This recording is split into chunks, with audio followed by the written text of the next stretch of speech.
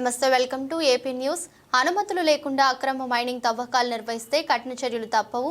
Collector San Mohan Kakinada జిల్లా జగ్గంపేట నియోజకవర్గం గండేపల్లి మండలం సూరంపాలెం రామేశ్వరంపేట పరిసరాల్లో అనుమతులు లేకుండా అక్రమంగా మైనింగ్ కార్యకలాపాలు నిర్వహించే వారిపై కఠిన చర్యలు తీసుకోవడం జరుగుతుందని కాకినాడ జిల్లా కలెక్టర్ షాన్ మోహన్ సాకిలి హెచ్చరించారు.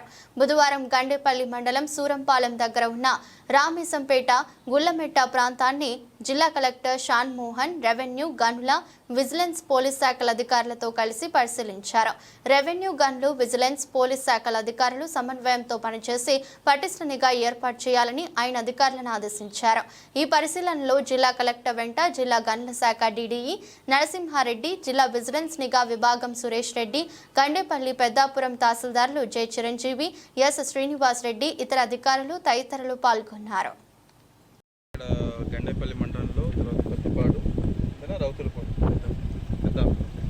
సో ఈ మండలాల్లో గ్రావెల్ డిపాజిట్స్ ఉన్న చోట పర్మిట్లు ఉన్న క్వారీల్లో నుంచి ప్లస్ పర్మిట్ లేకుండా ఇల్లీగల్గా కూడా కొంత మూవ్మెంట్ జరుగుతుందని చెప్పి మా దృష్టికి తీసుకురావడం జరిగింది. ఆల్రెడీ కొన్ని వెహికల్స్ సీజ్ చేయడం లాస్ట్ ఫ్యూ డేస్ నుంచి కొంత పహారా పెట్టడం జరుగుతూ ఉంది. అలాంగ్ విత్ శాండ్కి ఎలా అయితే విజిలెంట్గా ఎక్కడికి వెహికల్స్ వెళ్లకుండా చూసుకుంటాం, అలాగా గ్రావెల్ కూడా చూసుకోవాలి. సో ఆ ఉద్దేశంతో ఇది one of the major areas అని చెప్పి ఈరోజు ఈవెన్ పేపర్లో కూడా వచ్చింది. సో ఐ థాట్ ఒకసారి చూసి అసైన్మెంట్ ల్యాండ్స్ సంబంధించి పర్మిట్స్ గురించి టెంపరీగా కొంచెం హోల్డ్ చేస్తున్నాం అన్ని.